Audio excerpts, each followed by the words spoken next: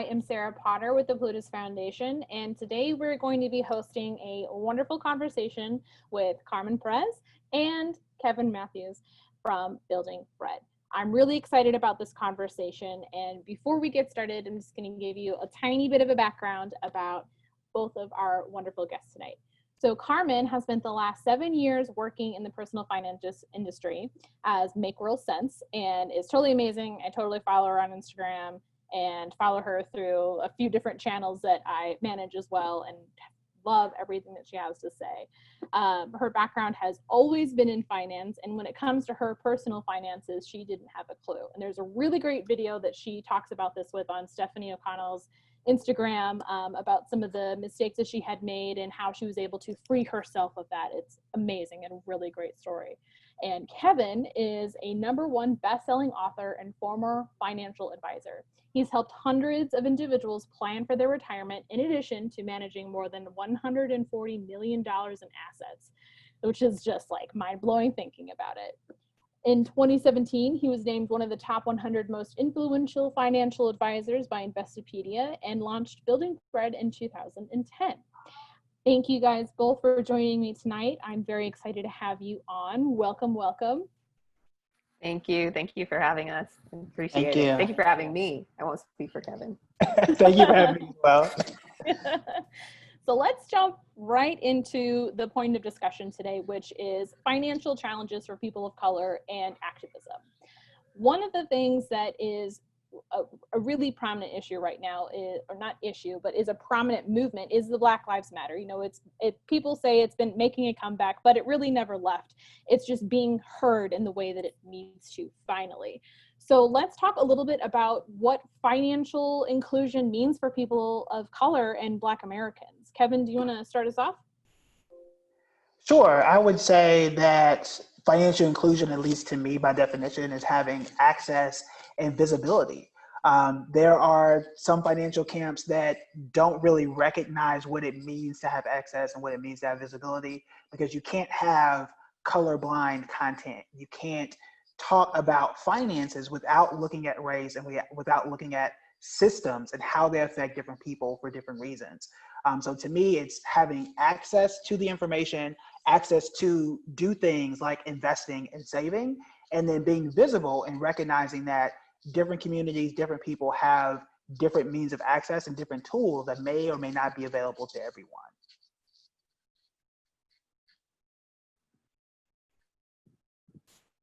Oh, I was on mute. What are some of the ways that you, as Kevin, have been working to make those tools more visible to people of color and Black Americans? Yeah, for me, it's telling my story and making those problems visible. So for example, in the Black community, many large banks have redlined Black communities. They have lied on Black communities. They have charged us more for interest rates and things of that nature. So for me, I need to A, discuss that, talk about it, and then also B, talk about ways that you can mitigate that risk and be 100% open and transparent.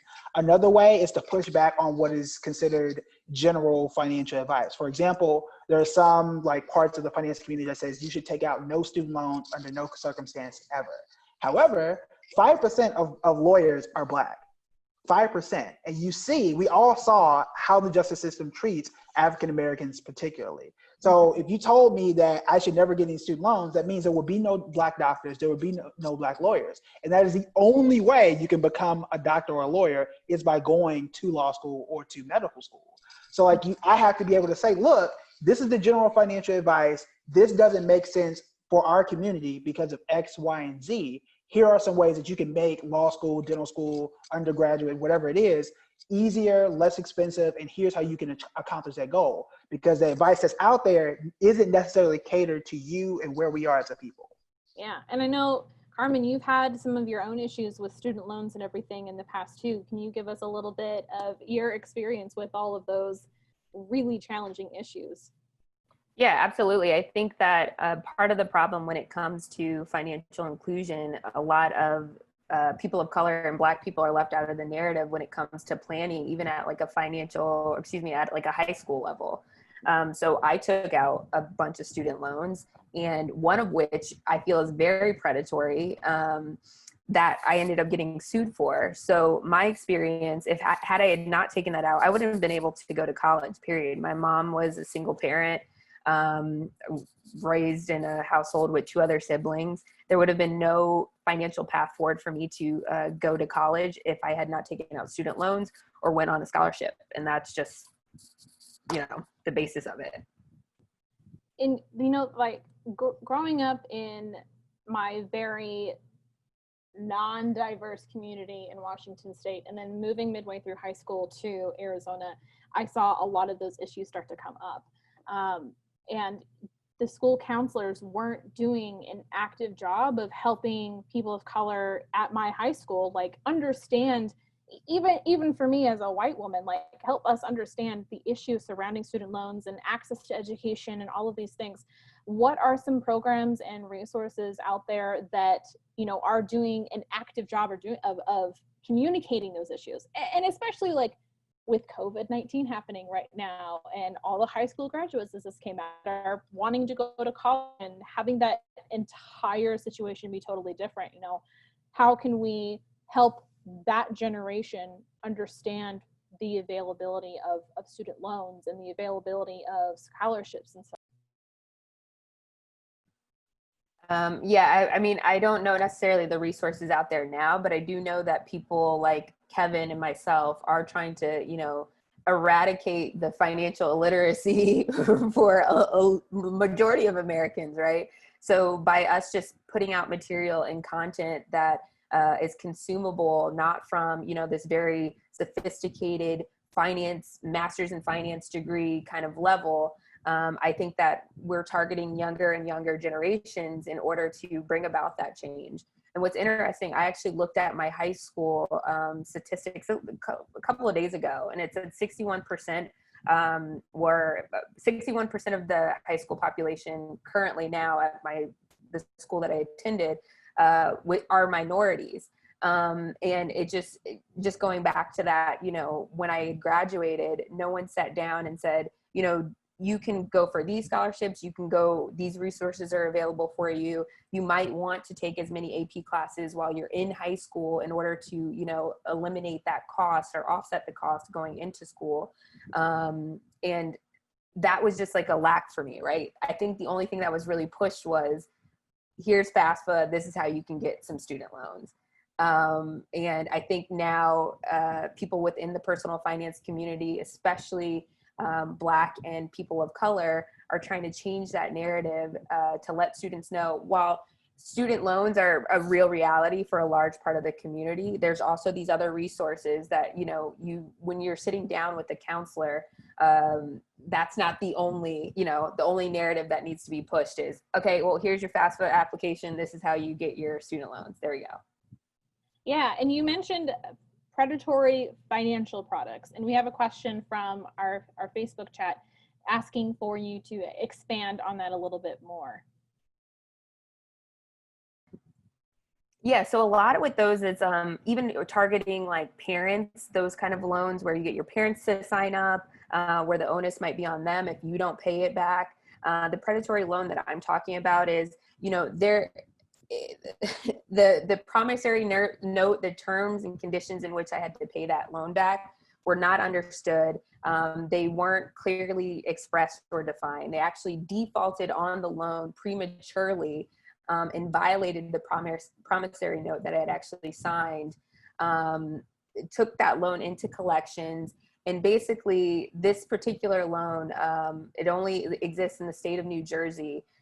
You can't discharge it in any type of way. It's sold as if it's a private loan. So you can't, it seems as if maybe you might be able to, get out of it with bankruptcy, worst case scenario.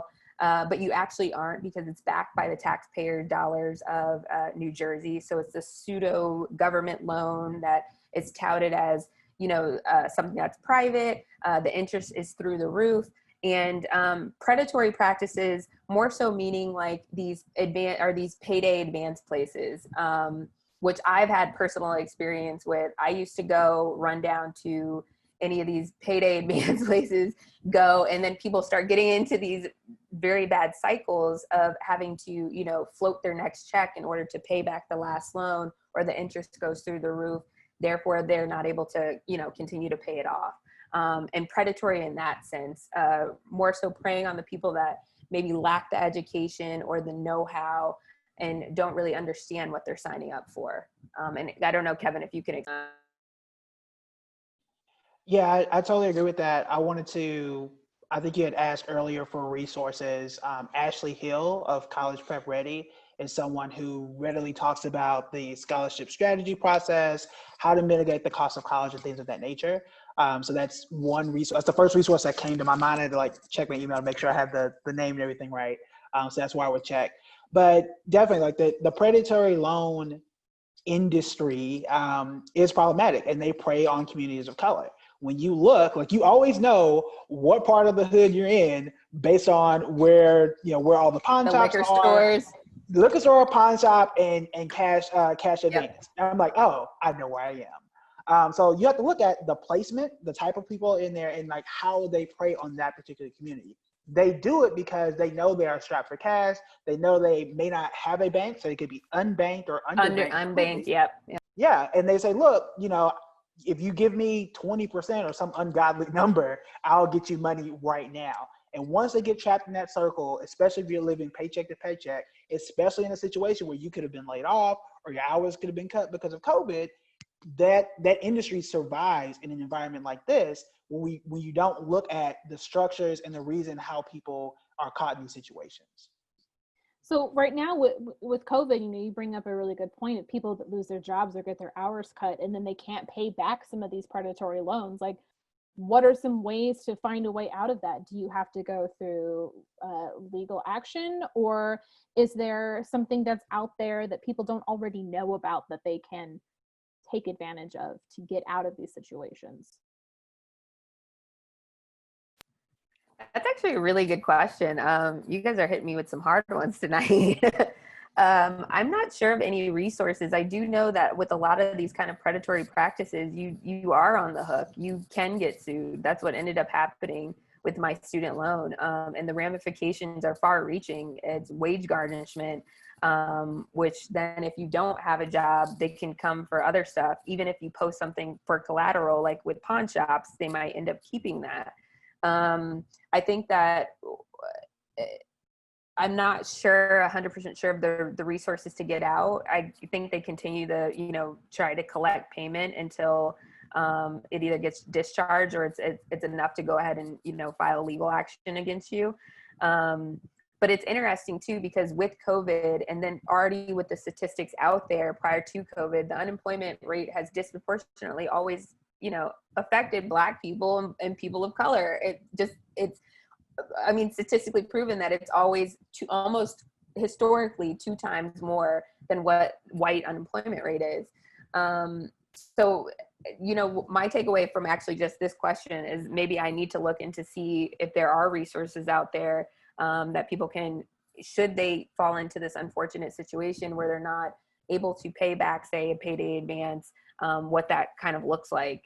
But I fortunately was always able to pay mine back. So I don't know what that looks like if I hadn't been able to do that. Yeah, and Charlotte actually asked a really good question too. How do these challenges affect the mental health of people of color, and how can those of us in personal finance help or at least become more aware of those mental health challenges? I know the amount of stress and anxiety and fear when I did my payday loan, oh my God, it was terrifying. And you know too, Carmen, tell me a little bit about your experience and how you were able to cope with some of that. Yeah, I think the mental health aspect, the amount of pressure, and this is the entire reason why I started my platform, the amount of pressure that I was under when I got sued for my student loan. It was $30,000. I had very little money saved. I was working in the finance industry, of which they're pretty strict in regards to your background. I've had a job offer actually rescinded because of bad credit. So I got my degree in this. This is my livelihood. And where the pressure came in was the fact that I would have to self-report if there was a judgment of this magnitude or judgment period. I would have to self-report that to my bank, and or if they ran a background check, I could potentially just get fired for that. So the amount of stress that I was under during that time was ridiculous, because then, you know, if I end up losing my job, what am I going to do? I'm going to try to go to another banking institution, which will see that I have a judgment on my application, and they won't end up hiring me. Again, I've had a job offer rescinded because of bad credit. So that pressure during that time was indescribable, and something that I want no one to go through. For a year and a half, I was worried about, you know, not being able to pay any bills because my livelihood was on the line at this point. And I think what really kind of honed it back in for me was just be able to focus on the things that I could actually control. And then, you know, trying not to worry. and I say that just very lightly, because now on the other side of it, it's easy to say, but during it was just trying to focus as much as I could every single day on what I could control, was my spending, and trying to get extra money in the door in order to, you know, be able to pay this money back on my student loan. That's the best thing I could give for mental health. It disproportionately affects Black and people of color communities when it comes to money, because of these kind of pressures. If you're already living paycheck to paycheck, which, you know, there's random statistics, 64 or 69% people are living paycheck to paycheck. It puts immense amount of stress on you already, and then add that with being at risk of being twice, you know, having twice the chance of being unemployed as somebody, your white counterpart. So when it comes to getting sued and all of that, and the mental health aspect, when it comes to money, my best advice is to be able just to focus on the things that you can control. Because that's really all you got at the end of the day. I don't, Kevin. Yeah, I would add to, like, when you're in the midst of it, it is hard to take a step back. So I do realize that.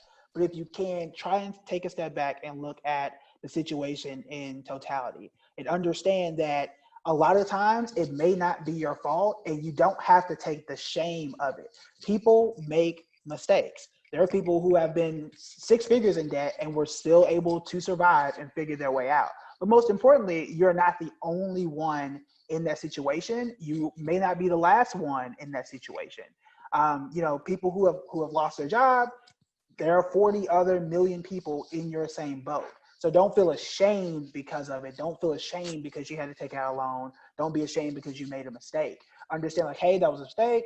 Like Carmen said, I'm going to focus on what I can control and take it step by step by step. Even if you are just $1 better than where you were yesterday, that is progress. And you want to focus on the progress and not necessarily the problem. I think that's a really great point, focusing on the steps that you can take. Now, let's say we've been, well, I mean, you guys are great examples. You've been able to come up out of debt and really start building on positive goals that will help you sustain your wealth and have sustained you. I mean, I'm not going to speak for you. Have possibly, in my opinion, you know, could sustain you throughout this pandemic and however long this continues to go on, and even through job loss. Like, what are some steps and strategies that you think people of color are not coached on taking once they're out of debt? How are we really taking active steps to help people of color and Black Americans stay out of debt once they're out of it?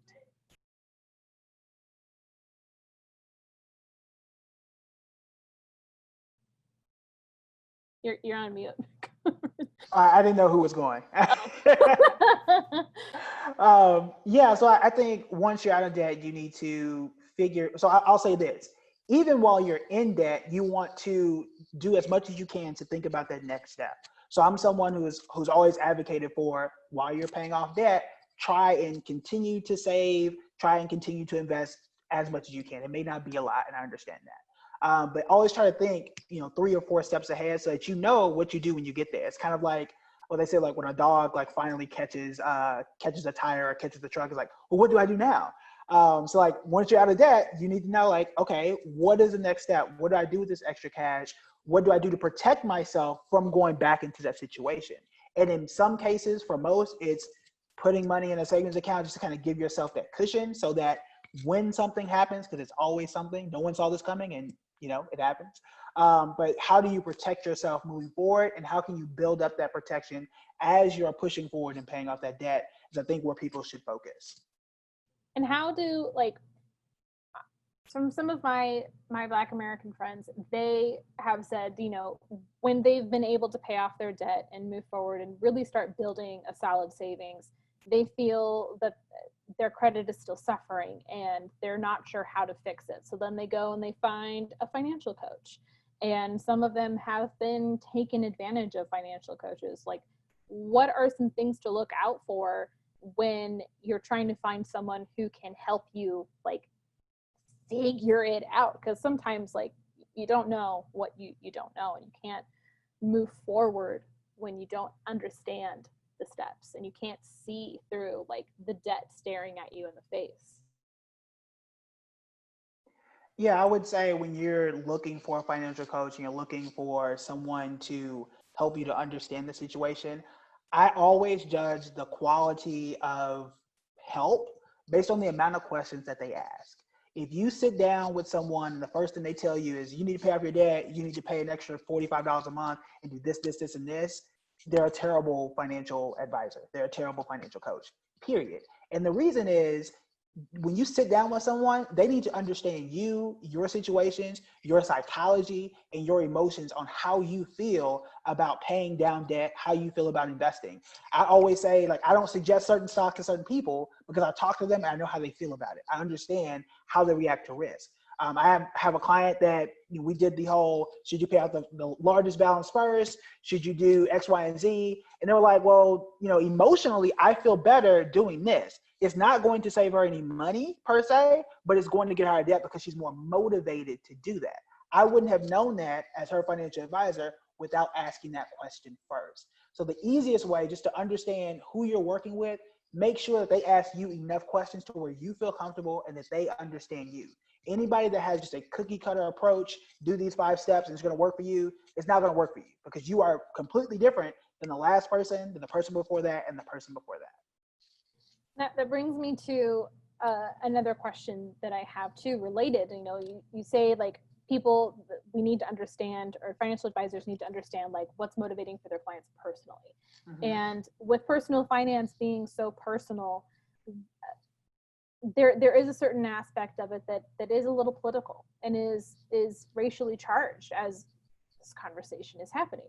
Mm-hmm. What are some ways to help people understand that personal finance isn't just like something that manages your money or understanding of money and wealth? Like, it's so much more than that. What are, and again, tying back to the whole mental health perspective of it too, like, how do we help people understand that personal finance literally is personal and that there are political aspects of it that people of color and Black Americans need to be aware of? And how can, our people who are interested in being advocates and allies for those individuals, share that information? I mean, the easy way is a history book. the history of this entire country will tell you exactly what happened to a degree. Clearly there are some missing chapters that need to be added.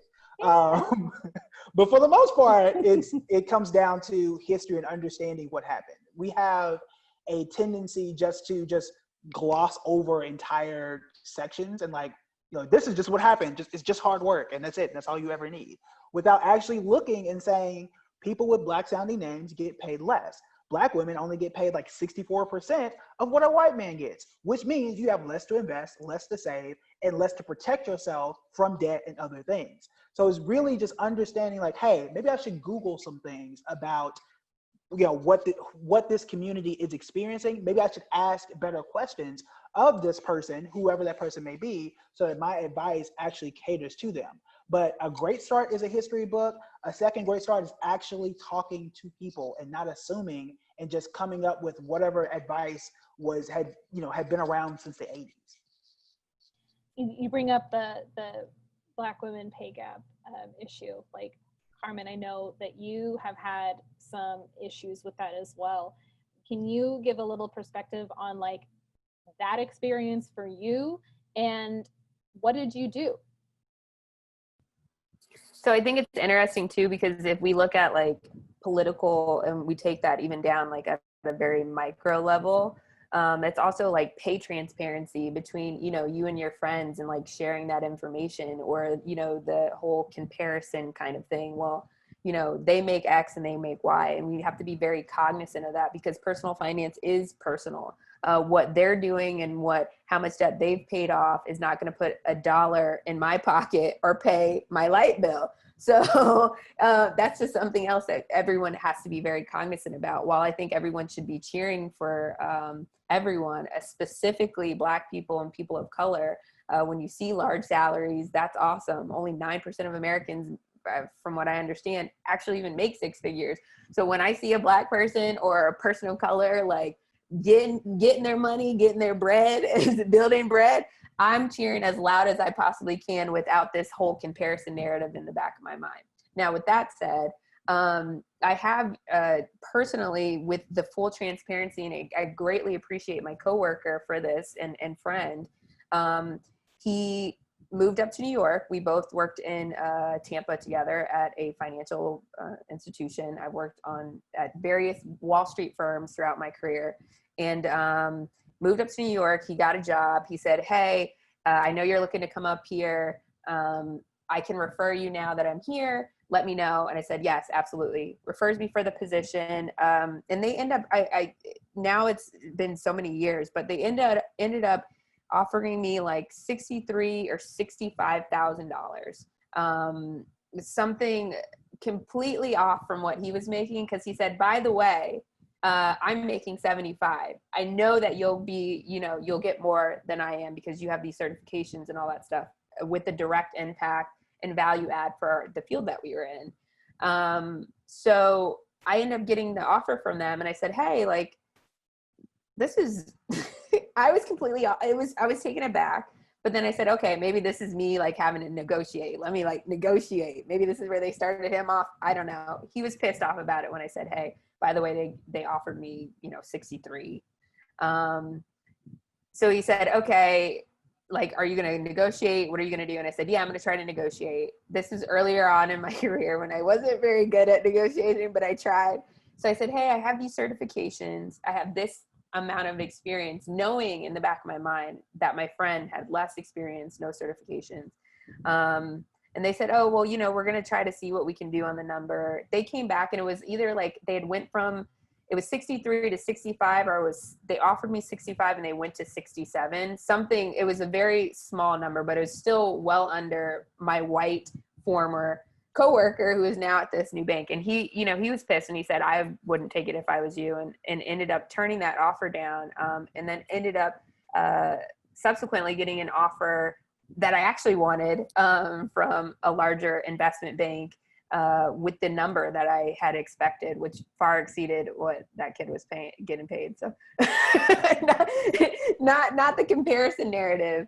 But yeah, I've directly been impacted by, what I would assume is the gender disparity. Race, I'm sure, played a part in that. And of which, they didn't know I was a lesbian, but that has always had an effect on my career. So yeah, it's unfortunate. Question that we have from Facebook chat: how did you feel turning down that offer? This is my favorite part of your story with this. I felt really good, but then at the same time I was scared because that other offer hadn't came in yet, and I really wanted to get to New York. Yeah. But I do think that it's important to understand your value, because when they came back with whatever offer they had came back with, it was hard for me to digest, knowing and having the information that I had, which I'm very happy that now New York, doesn't allow for them to ask, about former pay or what you were making.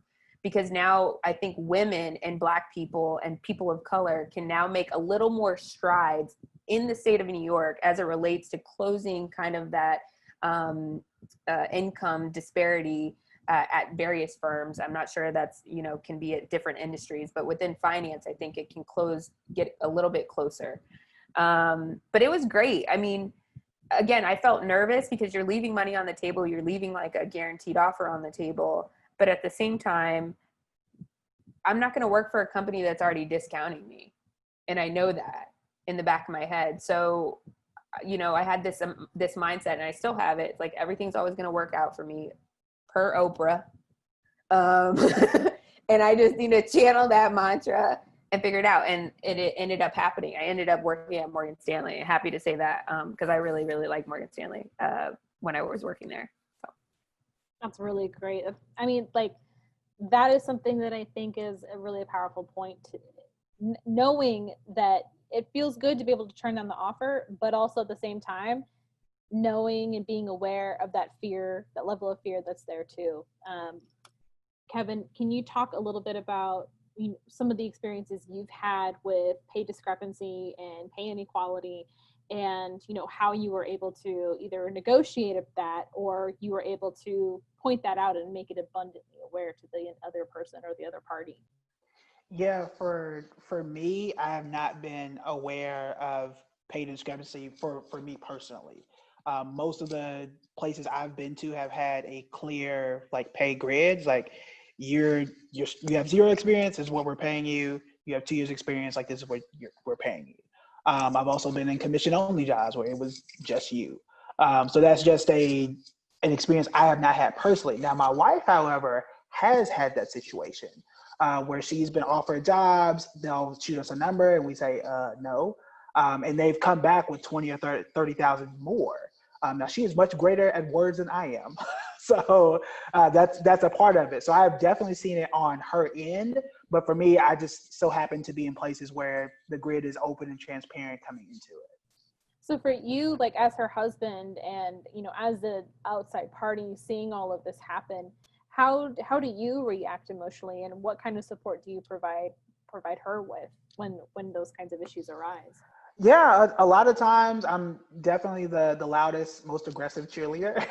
So, anytime that they give her an offer, I'm like, no, you're definitely worth more than that. Like, here, type this. So I'm always someone that tries to support my wife and push her forward, both income-wise and in other areas as much as I can, because the better off that she does, the better off the entire family will be. And I know that she is worth it, and she is more likely to be discounted than me or anyone else. So being able to encourage her, but also point out things that she may not see in that moment. So there are a lot of times where she may be on an interview and I'm just like listening in the next room, or she'll just happen to have it on speakerphone. I'll peek in like, hey, you need to press them more on that question. You need to ask them about what are the benefits? What is the maternity leave in this situation? Like, these are things that I need to make sure that it's on her mind, but also make sure that they know that these are other benefits that we are requiring of you and that need to be negotiable if that's just a general policy. Sorry, Sarah, I want to hop in. I love that you're her champion, because, and unfortunately, there's some statistic that 73% of guys like negotiate their salary, and only like 36%. There's some crazy, I'm making these numbers up, but it's something very large. Yeah, I've heard something similar. So yeah, that negotiate their salary. And what ends up happening a lot of the times, even for me, when I'm now like more mature in my career and ready to negotiate, I have to have my friends, this whole group, this whole legion of people behind me saying, you need to ask for this, you need to, do X, Y, and Z, you need to press on these things. So Kevin, I think that's great that you do that. And some of my friends have been that sounding board for me as well, pushing me, saying, no, you're lowballing yourself, and you continue to do that. You need to step up to the plate and ask for this, and then be comfortable walking away with that. So kudos to you for being that champion, because I mean, I think a lot of women need more of that kind of support, whether it be within their own friend group. But yeah, I have a lot of guy friends, and then just women in general that just push me to, go for it all. I don't know how to say that. Yeah, that support group is key. Like, you need somebody to gas you up. Like, yeah. there's nothing like having somebody read your bio or like read your resume out loud. You're like, yeah, I'm that dude. So sometimes that's your role. Like, those roles are important. Yeah, and I think the cheerleader perspective and everything. Oh, hold on, we've got a question. So we're gonna go a little bit back to earlier on in our conversation when we were talking about generational wealth, and we're kind of beginning to tap into that. You know, talking about and having these conversations of like getting out of debt, investing, saving while you're getting out of debt, understanding, you know, the different tools and resources, and being able to identify predatory lenders. You know, there is this perspective of like building generational wealth. How important is that to people of color and Black Americans today? And and what are some ways that where people of color can fall in that planning and this question is, hold on, where can people of color fall in that planning, and what can we do to further promote that generational wealth mindset? My quick answer is it's extremely important. And I think I try to promote this on my platform because for so long, historically, Black people and people of color have been locked out of being able to build generational wealth. There's some statistics going around and some articles that say millennials might be the first, but now, you know, we've now hit 2 recessions. So it's been a little tough for us to get it together. But generational wealth is so it's so important. There was this statistic that somebody corrected the article. They said, let's not say that it may take 228 years for Black Americans to close the wealth gap here in the United States. And I think if we can start shifting that narrative to making that important, because not everyone will be able to do it right away if we focus in on that generational wealth. So building those key financial milestones of like getting out of debt, because the majority of us are going to require it, us being Black and people of color. I'm just going to put that out there. So let's say, you know, getting out of debt, investing, saving for your kids' college, which I know Kevin does. Day one, correct me if I'm wrong, your son had an account. So focusing on things like that are so incredibly important because it starts narrowing that gap. 228 years is a very long time, but if we can shift the narrative for people to start thinking beyond themselves and beyond their current situation, that starts framing so much. Because by the time, if you're starting that ripple effect right now, maybe your great grandkids will start reaping the benefits and reaping the benefits of the seeds that you're planting today. So that might just mean you completely getting out of debt and not being able to, you know, have anything to offer your kids, but you're also not transferring that debt burden over to them, and being reliant on your kids for, you know, retirement and all of that. So it might just start with something very small like that. Or if you're able to get out of debt, making the next aim, you know, to be able to save for retirement, because that's the only thing you can't borrow for.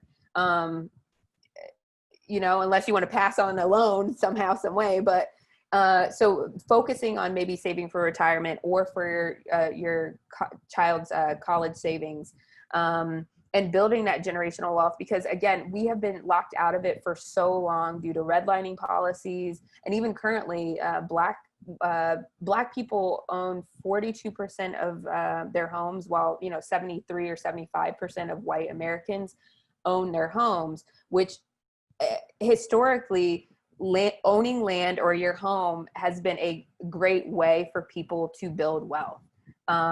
They're not necessarily the best investments, but historically looking back, owning a home or being able to has paved the way for so many more generations after, if you're able to focus on that. So I think just even those small narratives, even if it's something as far as like, well, I can't do much beyond get out of debt and not transfer that to my kids, you're already setting them up for something a little bit better. So I'm gonna stop my long-winded answer there. Kevin. Yeah, so hopefully I don't talk too fast because I am super passionate about this subject. I was so passionate that on March 21st, 2018, hours before my son was born, I ran down to the lobby of the hospital and recorded like an entire 7-minute video of like the top 3 or 4 things that I was going to do to ensure that my son was going to have generational wealth. And it is my biggest life mission to teach people how to do this, because it doesn't have to be expensive anymore. Like, what a time to be alive, because back in the day, the 80s, early 90s, you needed tens of thousands of dollars to start investing in the stock market. And I think generally the stock market is the easiest, most transparent way to do that, because on average, while real estate is important, I think it is definitely a part of building generational wealth, and passing down a residence is key. However, Black homes are devalued at about $40,000 to $50,000 per home on average. You can't do that with the stock market. If me and you, regardless of color, race, gender, whatever, we can all buy the exact same stock at the exact same time, get the exact same price, and if we sell at the same time, we get the exact same profit. And now with fractional shares, Robinhood, and all these other apps, you can invest with what you have. So if you only have $10, you can only invest $80 a month. That can be a huge difference. For example, going back to 2010, I'm just picking these stats because these are things I've talked about like every day on like Instagram and stuff. $80 a month is just $1,000 a year, or $83 to be exact.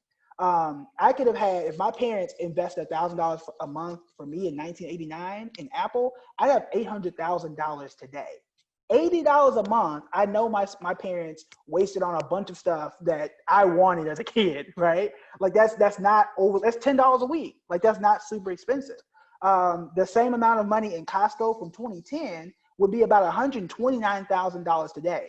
Through the Great Recession, through coronavirus, essentially $130,000. That's easy. That is easy to do now than what it was like 20 years ago. So I say all that to say, like, it is extremely important. It is much more accessible now than it has ever been. But we also need to discuss and understand that, like, the whole political piece that we had talked about, like, money is political, because the reason we got here and the reasons that it's going to take us 228 years to get to break even, or may take 228 years to get even, is because of things like the GI Bill, where my grandfather fought in wars and didn't get the same benefits as everyone else got. So we didn't get college paid for. Like, here's a whole book on it about it. I feel like me and Carl read like the exact same things. So like we had talked about, like, a history book. So that's one of them that you can read.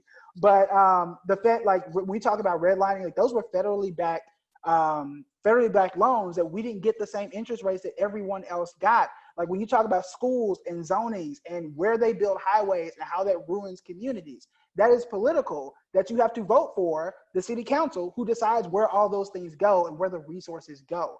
All of those things build into this. So it is extremely important, because when you have wealth in our society, fortunately or unfortunately, you have power. But now that it's more accessible, which I talked about earlier, the first thing that you asked is how we have financial inclusion. I said access. And access is extremely important. And that's why today is the best time to start building generational wealth, because we have more access and information than we ever had. Okay. So with that, yes. How can we cheerleader people who are still fearful, even though like there's more access today and it's so much easier to invest in the stock market than it was in the 1990s and 80s and everything? There are still a lot of people who are looking at this and saying, well, I can't do that. I can't, because I just can't, because of my life situation, how I grew up. Like, I need to take care of all these things. How can we cheerleader them and put support behind them and be their legion of like, yes, go girl, go guy? How can we do that for them without bashing them over the head with our financial Bibles? The financial Bibles. People will hit you with those Bibles pretty hard. Being from somebody from the Bible Belt, like, those Bibles hurt. But essentially, it's all about, like, one, if you are someone like myself who was fortunate to fall into the financial space and was fortunate to figure it out and fortunate enough not to make as many mistakes, number one is get off my high horse and meet people where they are. Like, not everyone understands the stock market. I get that. Not everyone, has that type of access and things of that nature. So number one is meet people where they are. If they've made a mistake, that's okay. Talk to them like you normally would in a regular language, which is why you don't hear me saying all types of fancy financial terms, but also like break things down. So when I mentioned like, $1,000 a year, that's just $83 a month, which is just $10 a week. Like, I think everybody can do close to $10 a week. But guess what? Even if you couldn't and you only did $5 a week, you still would have had like 70 or 80,000. And even if you couldn't do that, like any amount is better than what I had when I started, which was absolutely nothing. And that's, I think it's just taking a step back. Same thing with the stress. Where I said, take a step back and realize like what's going on. Like you're not the first person who has never invested in the stock market. You're not the first person to start with zero. You're also not the first person to start with just $5 or $10 a month or whatever it is you can afford. So again, it's the same concept. Start where you are, do what you can, and anything that you do, especially in the market, over time is going to be better than doing absolutely nothing. Absolutely. I think that's a really great point. We are about to slowly run out of time here. So I want to make sure that we get in my one final question and talk about this within the little bit of time that we're having. I know we're a little bit over anyway, but this is important stuff. So let's talk a little bit about the black tax really quick. What is it? And what are some ways that we can talk about this issue? That is one way. Read the dang book. And what are some solutions to this problem? Like this is an issue, and a lot of people don't understand what it is, and they don't see it. And how can we bring sight to it?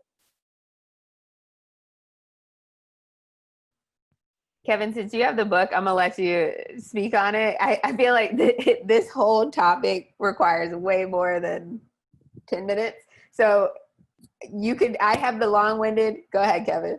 Well, essentially, so this is my research desk. I am reading these books. I haven't started that one. However, so if I misquote anything, I will sure to correct that once I read the book. So I'm in the process of writing a book. So I'm doing all this research, which is why I just have a random pile of books that I got lucky that you mentioned that one. But essentially the black tax is the cost for being black that aren't necessarily open or general. Like for example, when I was the first 4-year graduate in my family. So we didn't know about Parent Plus loans. That is a cost that I now have to pay. Like I now have to pay X amount for my mom's student loans because I feel bad because no one knew what that was. Again, owning a home, we get charged higher interest rates. That's a tax. When you're supporting other family members because you may be the only one to go to college and you're like helping out your aunt because she needs a car, you're helping out your cousin because he's needs help because he couldn't get a job because he may or may not finish high school. Like those things are taxes on black people that aren't necessarily open and that you may not know about because your demographic doesn't experience that. And that's just like a really boiled down version. A part of it is talking about it and understanding it. Second part of it is correcting the laws and situations that allow for the situation. And then 3, reparations. Yeah, I can get down with all of that. I was going to say, I'll just piggyback off of that. I think Journey to Lunch, Jamil Souffrant has a great podcast for those that are more audio focused specifically on the black tax. And I can't remember the gentleman's name that spoke to it. But there's so many statistics around just all these things that cost just because you're a black person, because of the color of your skin, that might be conscious or unconscious. But simple things like similar to Kevin saying, the lawyers, there's only 5%. In that podcast, he talks about specifically lawyers being locked out of, not creating generational wealth, but the income gap there. So if you're having a tough time becoming partner in a law firm, basically because of unconscious bias or conscious bias, meaning unconscious, meaning like, oh, you may have hired somebody that reminds you of somebody that you didn't necessarily like. That's kind of the unconscious. The conscious is, oh, that person's name I don't necessarily agree with, or like, oh, they're black. Like you have a conscious bias, you know exactly what you're doing. The unconscious is a little more pervasive, I think, because a lot of people just kind of go on autopilot with certain things and don't realize that they're bringing all this bias with them. So back to the example, quickly, he made a great point when it comes to lawyers. He said, if you have a hard time becoming partner in your firm because of all these unconscious biases put on you, and he gives examples of like, 2 lawyers, one's white, one's black, They have the same amount of errors on these papers. They're doing this test. They send it to the partners of the firm. The Black person's paper is more heavily critiqued than the white paper, and they quantify it. You know, the white paper, they were able to find maybe 3 errors, whereas in the Black, the person with the Black sounding name, they were able to find and identify 6. So that you see those kind of things. If you're under that level of scrutiny, and it costs you to advance in any place. And as people of color and Black people in general in corporate America, the ladder gets smaller and smaller as it relates to, you know, promotions. If it's going to cost you advancement because the color of your skin, this is the Black tax, that could mean hundreds of thousands of dollars over the course of a period, you know, for a lawyer who is partner. So if you haven't had the ability to become partner, you're getting locked out of so much generational wealth. And I think he quantifies it. It's something like, you know, 1 million, I'm making this up, $1 million over 11 years that a partner would be, you know, locked out of, or a Black person could be locked out of at a law firm. 11 years. That money could be going to grants, scholarships, their family, just all of this. So that's why I think it's important to kind of really understand the Black tax as far as all of these conscious and unconscious biases, because piggyback off of what Kevin said, that is the majority of what's happening. It's all of this, like, you know, we're not able to advance in certain areas in the banking and Wall Street world, my realm in general. Less than 3% of Black, or less than 3% of executives at a high level are Black. And we all know diversity drives innovation. And if we're not, that has so many more ramifications than we could, you know, even begin to quantify. Because like Kevin said, if we're not having the access to products that suit us, and there's nobody at the top being that champion and the voice for us, we'll continue to be locked out of these different, maybe financial products that could have a big impact on our wallets overall. So that's my whole, like, spiel on the Black tax. It just makes me so angry, because there's so much stuff. When I say, like, focus on what you can control, there's such, you'll burn up in flames if you were consumed by what you couldn't, and there's so much. I hate to like sound so. I wanted to add one, because the lawyer story made me think about my own. So for example, or actually not example, is real life. So I worked for a financial firm in St. Louis in 2014. I worked for a financial firm in St. Louis in 2014. This was the summer of 2014 when the Michael Brown protest was at its height. And that particular financial firm said that the only way that we recruit people, that we recruit clients, is by going door to door, walking on foot in St. Louis in 2014. And also on top of that, so I'm a Black man in St. Louis in 2014, not a safe thing for me to do. You got people from UPS who are supposed to deliver packages getting yelled at and arrested and harassed by literally doing their own jobs. So on top of that, when you go and talk to a financial advisor, we tend to just go to people who we normally would talk to, right? But also, when you're not someone who looks like a finance person, but also if I primarily get African-American clients, guess what? We tend to get paid less. And I have a guest here. We tend to get paid less. And if I'm only paid on commission, I can, like, the people who gravitate towards me, that means I need to do double the work. I can't get 5 clients like Sam did. I need to get 50 because they don't get paid what white people get paid. So I need to get even more. Because only 2% of financial advisors were Black, in this particular firm, you could pass down your business. So if your dad had a $50 million business, he could pass it to you, and you start at 50 million and you build clients on top of that. I didn't have the opportunity because, again, only 2% were Black. So there wasn't anyone to gift me 50 million and then start to bring in other clients. I had to start from ground zero and do it in a completely different way, because I couldn't walk into the white neighborhoods, and when I walked into the Black neighborhoods, they didn't have the same asset level. So, like, that was another tax that I had to work literally twice as hard to get the exact same results as someone else. Your son is really cute. Anyways, you know, I think that's the perspective that a lot of people who are in the financial advisory world right now don't get. They don't see it. And I think that and coming outside of being a financial advisor, looking at people who just talk about personal finance, people who are financial coaches or work in banking, like there are so many issues that white customers will come in, or even just, you know, people that are not of color, they will come in. And yeah, I mean, I feel like I can't really talk on that because I am white, but you know, that your story and how you had to work twice as hard really opens my eyes and helps me see, like, yes, you guys do have to work twice as hard, and that is simply not fair. And that is why it is so important to have these conversations now and have the ability to talk to our children and talk to our friends and our friends' kids about how we can overcome these issues and shorten the timeline, because 200 plus years, that's too much time. It needs to be significantly less than that. And it's not okay for it to continue on this way. So with our final few minutes here, what are some ways that we can be allies to you guys and bring in these conversations, aside from like, go follow Kevin and Carmen on Instagram and listen to everything they have to say, enroll in their courses, buy their stuff? Like, what are some more active ways that we can help lift people of color and Black Americans so that they can close that gap as soon as possible?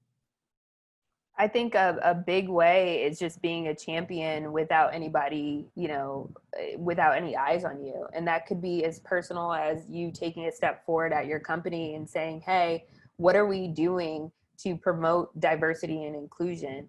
Yes, we're saying that on Twitter, but literally raising your hand and being that person, that ally, what's happening with Adidas, saying, what you're saying to the public is not, you know, matching up with what's going on. We're actually going to have like a walkout. We're going to do all of this to make sure that we can progress this narrative for our Black coworkers so they can start getting equal pay and access to the things that, you know, promotions and things that we've had. I think another thing that's really important is just using your voice, and like, you know, silence is violence, and not speaking up, not speaking to, you know, maybe your racist uncles and aunts or your friends. But specifically like platforms like this, having the conversation and not just pacifying it with a black square on Instagram, thinking that that's gonna, you know, do something, which I get the intent of that whole thing, don't get me wrong. But it really boils down to action. People getting in the streets now to protest, that's what's moving some of these legislations along. But also voting with your dollar. I think that's extremely important right now during that time. So not only being an ally and speaking up for your Black coworkers, and championing, you guys get what I'm saying, that, but also voting with your dollar and holding these higher, you know, these larger corporations to a higher standard at this point. I'm not going to spend money with you because of X, Y, and Z, and really understanding those reasons, I think will be very important. And then obviously policy and procedure, or policy, that's in large part voting, not only with your dollar, but voting policies that will help progress, you know, these things for Black people and people of color in the community. Yeah, I totally agree with everything that Carmen said. I would also say, like, when I say support Black businesses, I mean do it in a systemic way, because all of us at some point have worked for a company that always has catering, or they always come and do, you know, whether it's coffee or whatever it is. That company is already going to spend the money. Make the choice, you know, whoever it is, if it's Susan in finance or whoever, tell them, hey, look, here are 80 companies Black owned that can do the exact same job as whoever we've been using this entire time that doesn't use seasoning. So you want to make sure that that's one way that you are sustaining and giving that business to people of color. When you are, you know, making a t-shirt or doing a march, whatever it is, make sure that you include those people at the table and make sure there's something that is sustaining, not just a one-time, hey, we did this once and that was great. Like all these messages, that's cool. Y'all sent me the same messages when people were talking about COVID for companies I really didn't care about.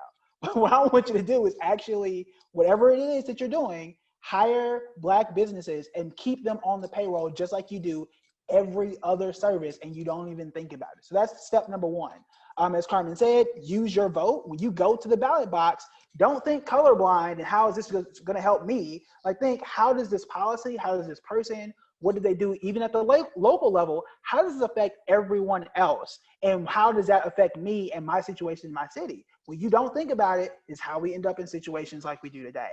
And then lastly, I would say support HBCUs, support anything that is granting more access. Like my friend Bonoba started his own scholarship foundation because of what's going on in times like this. It's called Pay It Forward MBA.